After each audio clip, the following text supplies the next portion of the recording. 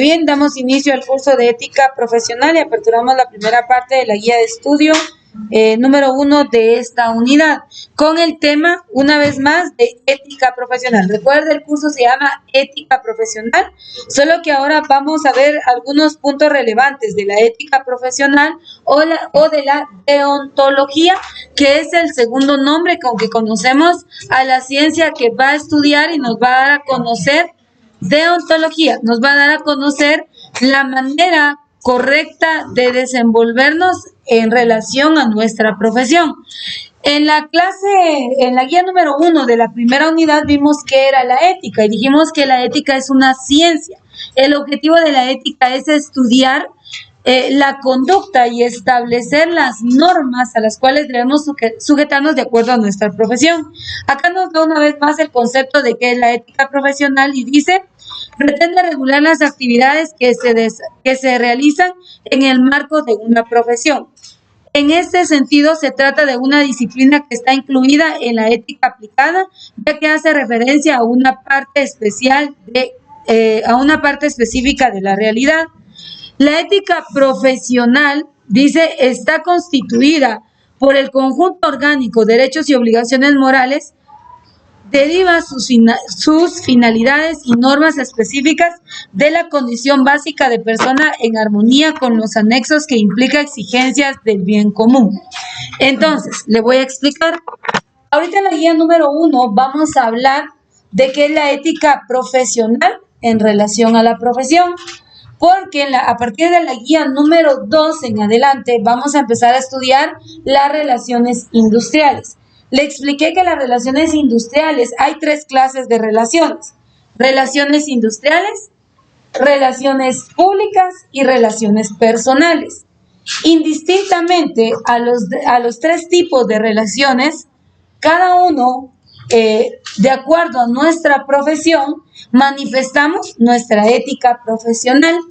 Pero la primera clase de relaciones, que son las industriales, establecen la manera en que va a haber una relación directa entre el patrón y el trabajador, es decir, la empresa y todo el sistema laboral que se pueda dar. ¿Se recuerdan que les expliqué que en Guatemala se pagan 8 prestaciones de ley? ¿Se recuerdan? ¿Sí lo recuerdan? Y las fuimos viendo cada una de ellas.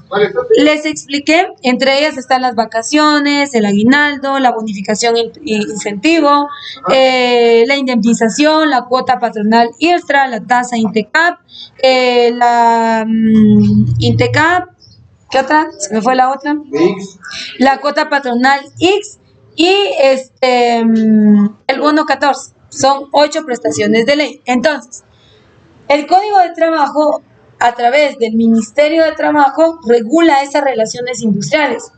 Pero las relaciones industriales no solamente tratan de cuánto dice la ley que me tienen que pagar y qué prestaciones de ley yo voy a obtener, sino también habla de establecer cuáles serán las funciones profesionales a las cuales a mí me están contratando, cuáles serán mis obligaciones, cuáles serán mis responsabilidades dentro de mi campo laboral, pero también cuáles serán mis derechos. También habla, el tema de las relaciones industriales habla de lo que es la seguridad industrial del trabajador. Entonces, por eso es importante que nosotros sepamos identificar de qué trata la ética profesional. Y entonces acá la ética profesional nos dice que está constituida por un conjunto de derechos y obligaciones que establece todas las finalidades o normas a las cuales nos vamos a sujetar. Eso es la ética profesional. Y como tenemos claro que hay distintas profesiones, entonces la ética es diversa. Por eso dice que la ética profesional es la ciencia que estudia esa conducta apropiada en cuanto a esa relación profesional. Otro concepto, y dice: la ética es importante porque trata acerca del fin último donde el hombre encuentra la felicidad, ya que todo hombre sabe de algún modo qué ha de hacer para ser feliz y tiene cierta idea del bien y del mal. Sin embargo, el estudio científico de estas cuestiones añade profundidad y solidez a los principios morales y es de gran utilidad a la hora de dirigir la conducta humana. Entonces, si bien es cierto, la ética nos instruye respecto a la conducta apropiada, pero la ética no sobrevive sola sin la moralidad. Por ejemplo, ahorita yo no sé si usted lo ha visto en las noticias o en las redes, se hizo muy viral el hecho de ver la estafa que hay acá en Chimaltenango en relación a la creación del nuevo hospital. ¿Alguien vio esa noticia? Y que todos están sorprendidos porque al momento de hacerles una fiscalización dicen que es la estafa del 8. Por ejemplo, una sala de estar que tenía un precio de 8,000 quetzales lo reportaron con un costo de 80,000 quetzales. Entonces empezaron a hacer un estudio de cuánto había sido la inversión que había dado el país extranjero en la construcción de este hospital y cuánto había invertido el gobierno. Y son miles y miles de quetzales los que no están reflejados en ese lugar. Entonces están solicitando una fiscalización más profunda para que se pueda esclarecer ese acto de corrupción. Ahora, profesionales en el área hay, porque el director o toda la junta directiva de esta institución es gente con conocimiento académico, es gente con especialización en su área. Pero ¿qué pasa? Tristemente, el tema de la moral no está presente, porque muy conocedores, muy médicos, muy estudiosos, muy científicos, pero una persona que se atreve a cometer un acto de corrupción en esta índole, estamos viendo que claramente no tiene valores. ¿Por qué?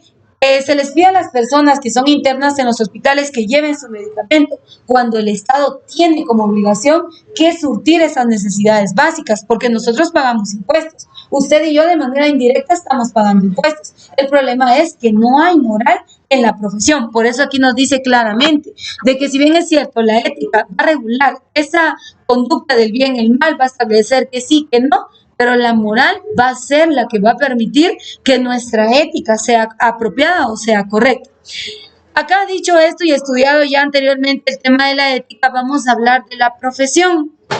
Todos sabemos que una profesión u oficio se constituye o es aquella en la cual nosotros damos un producto o un servicio a cambio como resultado de esa profesión. Pero ya les expliqué que hay diferentes tipos de profesiones, hay diferentes tipos de empleos. En los empleos mentales hay empleos físicos y hay empleos combinados. De acuerdo al tipo de empleo que nosotros desempeñemos, así va a ser la retribución económica que nosotros devengamos. Lamentablemente en Guatemala los sueldos mínimos oscilan entre 2,000 a 3,000 quetzales. Si bien nos va con una profesión a un nivel universitario, con 6 a 3 años de universidad, oscilamos a esos sueldos. Aquellas personas que tienen más ventajas laborales son aquellas que tienen doctorados, maestrías, que tienen ya otros niveles superiores en temas de estudio. Ellos sí pueden optar a un campo laboral más amplio, de un nivel jerárquico superior, pero nosotros, que somos la mayoría, por eso hay clases sociales en Guatemala, estamos en estándares bajos. El problema es que hoy en día se está exigiendo, no es un problema, pero mire, al final sí se constituye en un problema porque debería ser como parte de una normalidad de que nos exijan la universidad, pero hablemoslo desde el punto de vista económico. Muchas personas no ingresan a la universidad no porque no quieran, sino porque no tienen la posibilidad económica de continuar sus estudios universitarios, porque está la opción de o trabajo o estudio, ¿sí? Entonces, prueba de ello es que si no, usted no estuviera estudiando fin de semana, ¿verdad? Porque usted tiene que trabajar para poder estudiar en su mayoría. Tiene responsabilidades morales que cumplir y por ende usted decide, bueno, yo voy a trabajar de lunes a viernes y voy a estudiar los días sábados. Entonces, muchas veces se ve esa limitante en temas académicos. En otros casos, porque en realidad a la persona no le gusta el estudio, no tiene la capacidad o no quiere desarrollar la capacidad, mejor dicho, para continuar sus estudios académicos. Pero el problema es que hoy en día en las empresas serias o formales nos están pidiendo como requisito base la universidad. Y si solo tenemos el bachillerato, si solo tenemos el básico, si solo tenemos el nivel primario, optamos para cargos o puestos a un nivel jerárquico muy bajo, sin afán de discriminación. Una persona que labora en el área de mantenimiento en una empresa no puede devengar un sueldo comparado a una persona que está en el área administrativa. Probablemente el de mantenimiento entra a las 6 de la mañana y sale a las 7 de la noche. Y el de administración llega a 2 horas devengando un sueldo de 7,000. ¿Cuál es la diferencia? Su posición dentro de la empresa y el nivel académico que éste posee, el nivel de responsabilidad que posee. Entonces, cuando hablamos de la profesión, también no solamente nos referimos al nivel académico que nosotros hemos adquirido, sino también a la dedicación, a la pasión, que a eso le llamamos vocación, y también, por otro lado, a entender que hay personas que realizan una tarea y un oficio sin necesidad de haber estudiado, sin necesidad de tener vocación. Entonces, la profesión, se habla de una profesión cuando una persona ejerce una labor o crea un producto o un servicio y lo pone a disposición de otro. Entonces, ahí vemos una profesión como tal. El concepto acá dice...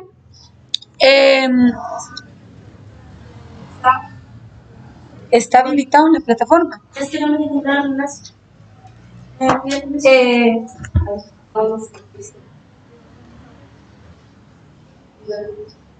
Vaya a la versión de línea. Es que estamos. Vale, se puede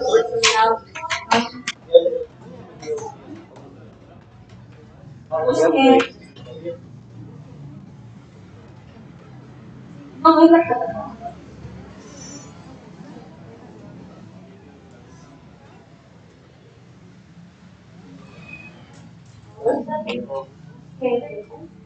No, no,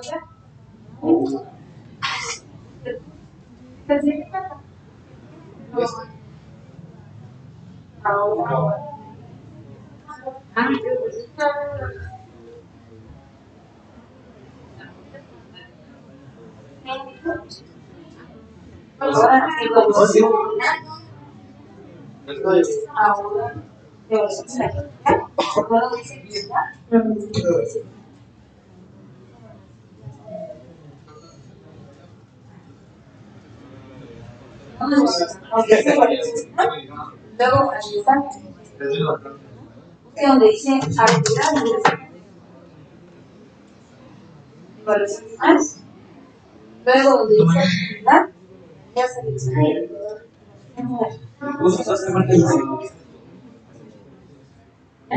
actividad,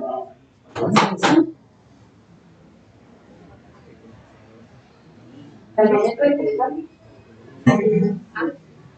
Y allí me va a aparecer ética.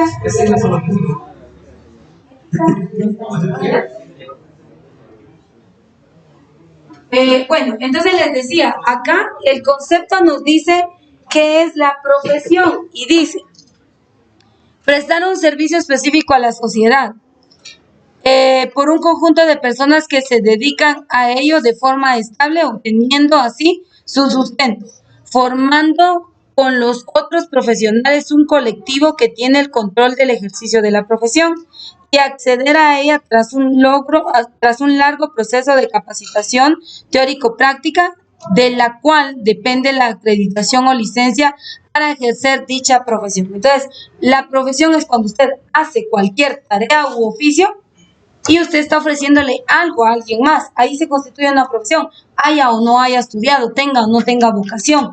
Entonces, hoy en día vemos que hay muchos profesionales ubicados en ciertas empresas, en ciertos cargos o puestos que no han recibido ni la capacitación necesaria, no tienen el conocimiento adecuado y por ende pues no tienen la formación que se requiere dentro del área. Entonces, lamentablemente, estos son algunos de las problemáticas a las que nos enfrentamos en los ámbitos laborales. Y ahí es donde se ve el tema de los sueldos. Cuando una persona no tiene el conocimiento o la capacidad necesaria para desarrollar alguna tarea u oficio, lamentablemente, entonces ahí vemos que los resultados, pues obviamente son negativos, ¿verdad? Entonces, el tema de la ética profesional en relación a la profesión dice, la profesión dice como la realización humana de cada persona. Y está la profesión como búsqueda del bien común y de la responsabilidad social. ¿Por qué? Hay profesiones que no son humanísticas. Por ejemplo, yo estoy en una profesión humanística porque mi área o mi ámbito profesional es la docencia. Entonces nosotros estamos en un área humanística. Pero si usted evalúa, ¿su profesión es humanística? ¿Cree usted que su profesión es humanística, sí o no? al hacer un análisis y una evaluación de su profesión. Por ejemplo, los mecánicos, ¿será que su profesión es humanística? ¿Cree usted? Los de electricidad, ¿su profesión es humanística? ¿Qué opina usted, jóvenes? Las señoritas de secretariado, ¿su profesión es humanística?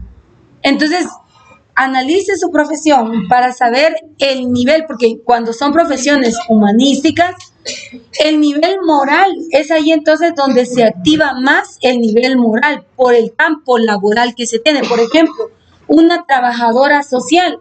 Una trabajadora social, su tarea es ayudar a aquellas personas que tienen ciertas escasez, ciertos factores de escasez y por ende no pueden cubrir ciertos gastos. Ahí entra una trabajadora social. Su profesión es humanística. Un médico, su trabajo es salvaguardar la vida e integridad de una persona. Su profesión es humanística. Un bombero es cuidar también de la seguridad de una persona. Es humanística. ¿Sí? Entonces tenemos que saber el tipo de profesión que nosotros tenemos para que entonces veamos reflejada el tema de la ética profesional.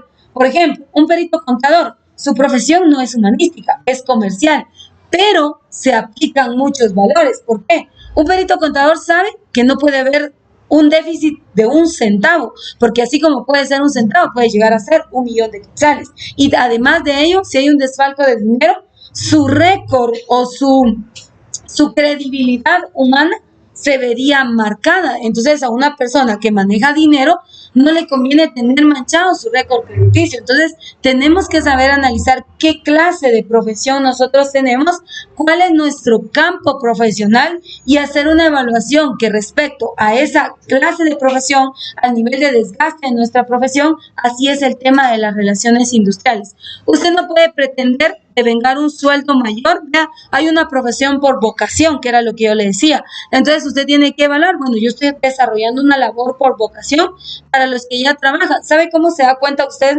si usted tiene vocación o no en su trabajo? Cuando se levanta por la mañana cada día, si se levanta con entusiasmo, si su actitud es positiva y dice, sí, otro día más de trabajo, voy a ir, voy a dar lo mejor de mí. Cuando usted hace eso, usted dice, sí tengo vocación.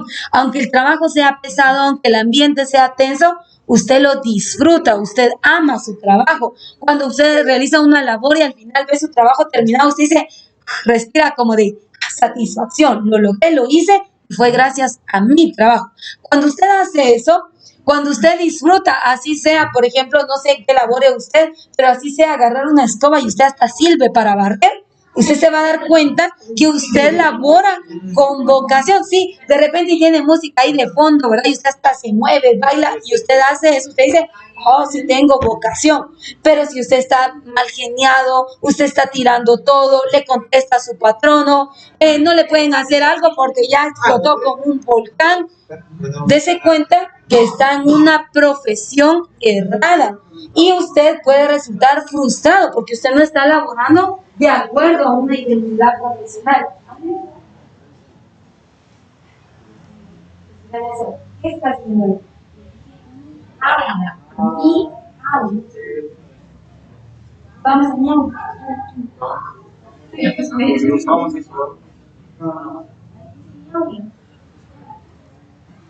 ahora pues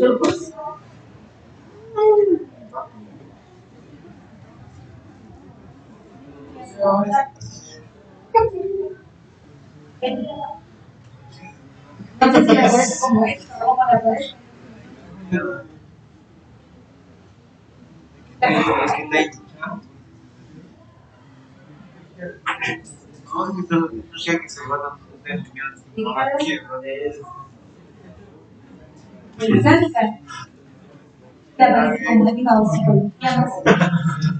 ¿cómo les aparece? Justo ética, ¿verdad? Sí, ética.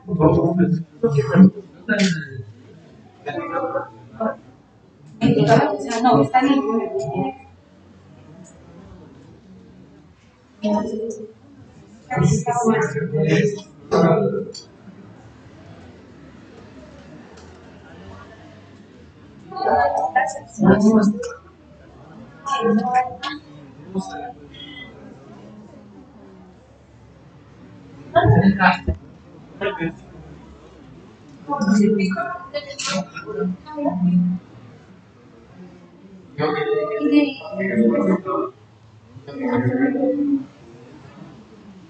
Aquí ya evaluación final.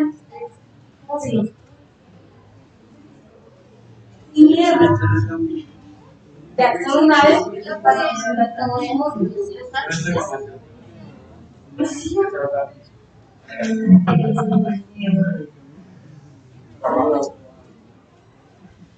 ¿cuándo queda el periodo?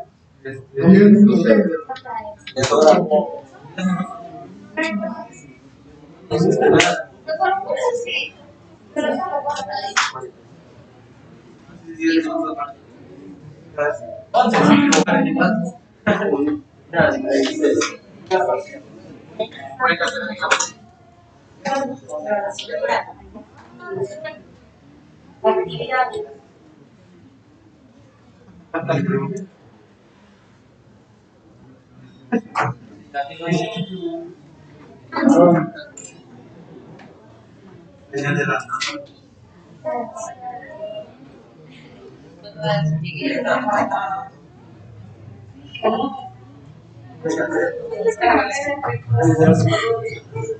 Bueno, entonces le hablaba del tema de la vocación. La vocación entonces es la capacidad, pero de hecho usted puede ser académicamente formado, puede ser muy bien instruido, pero si usted no tiene vocación, yo no sé si a estas alturas, ya 2 años estudiando su carrera, ya se dio cuenta si tiene o no tiene vocación para su profesión, ¿verdad? Porque hay personas que nunca van a desarrollar la vocación. Entonces, dentro de la profesión van a haber códigos de ética, ¿sí? Cada profesión tiene un código específico de ética. Dice, la mayoría de códigos deontológicos, les dije que la ética también es conocida como deontología, empiezan con la contribución de la profesión a la sociedad. Así la profesión ha de entenderse como, ¿qué es la profesión?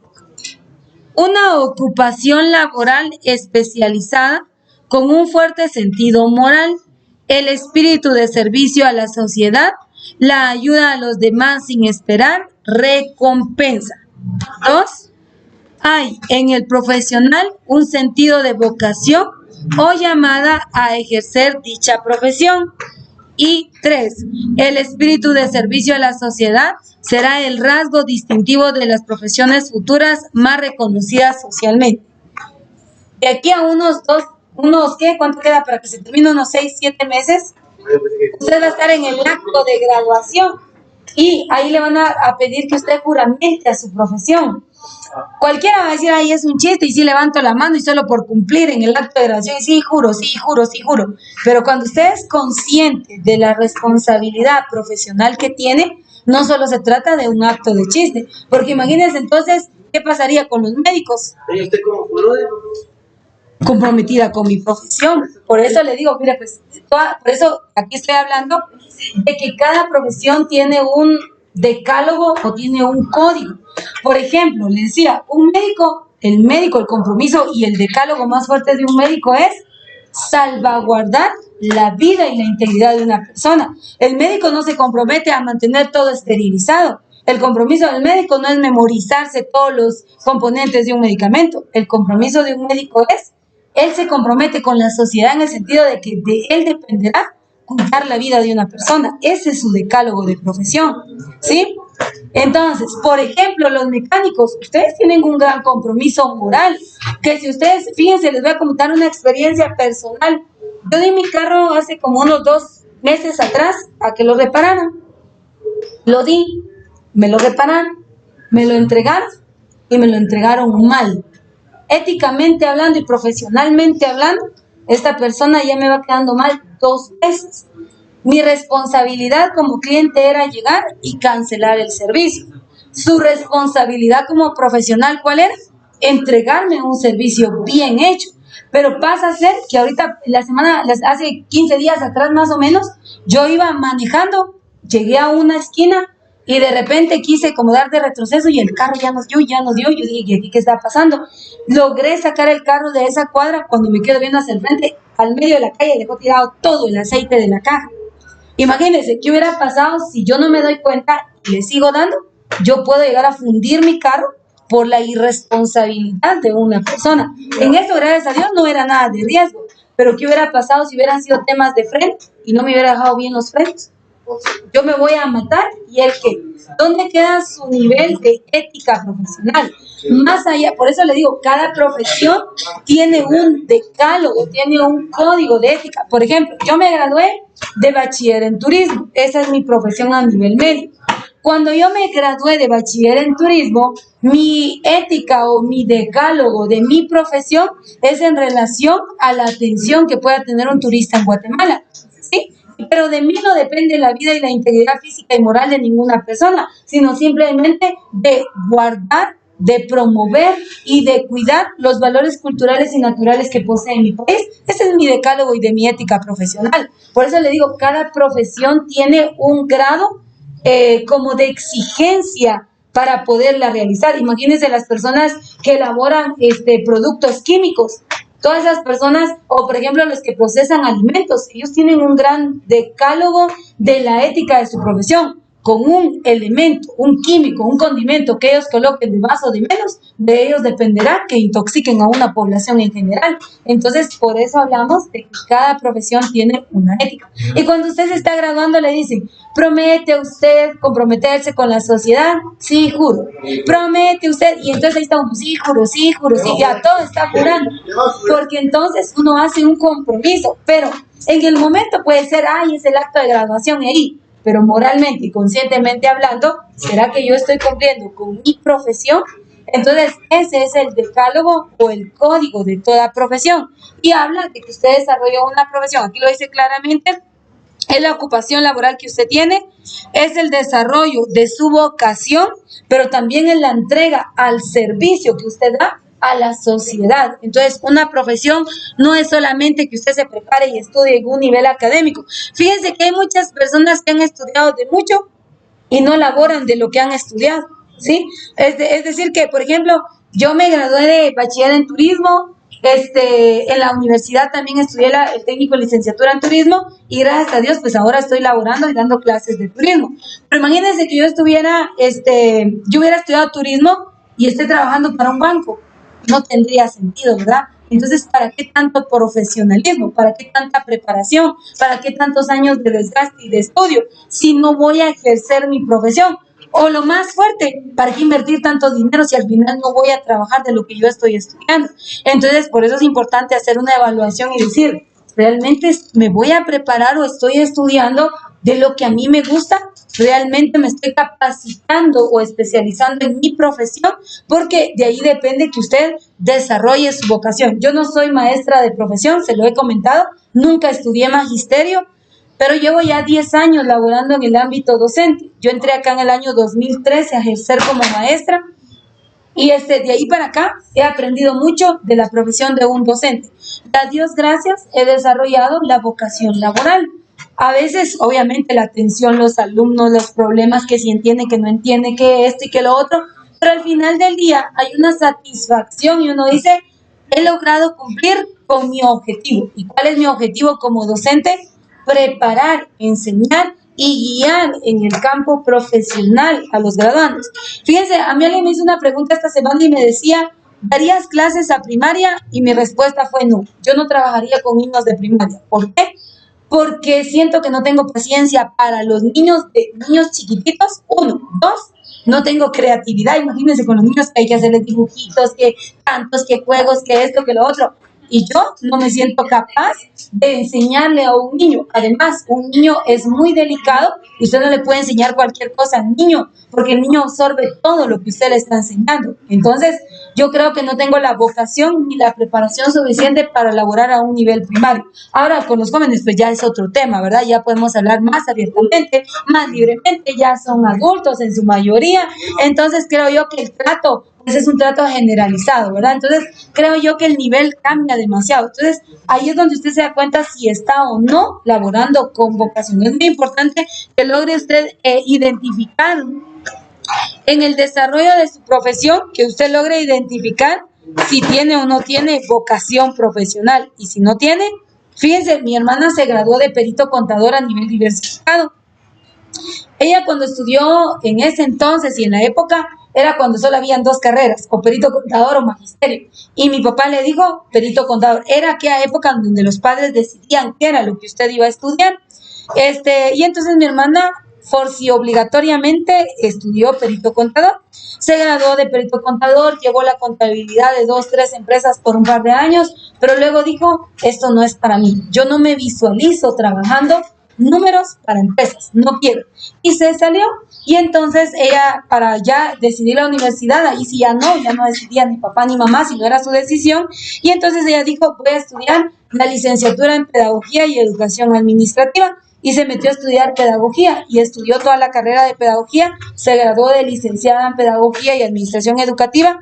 Hoy en día no ejerce la pedagogía, pero es que es muy chistosa esa historia porque ella no lo ejerce, pero a ella le preguntan algo de pedagogía y ella se mete en el tema y empieza a hablar y se desarrolla y todo. Ella trabaja para una empresa privada y la verdad es que se mantiene de viaje. Entonces es la ironía de la vida, ¿verdad? Pero al final desarrolló una profesión que ella quería desarrollar. Entonces, imagínense.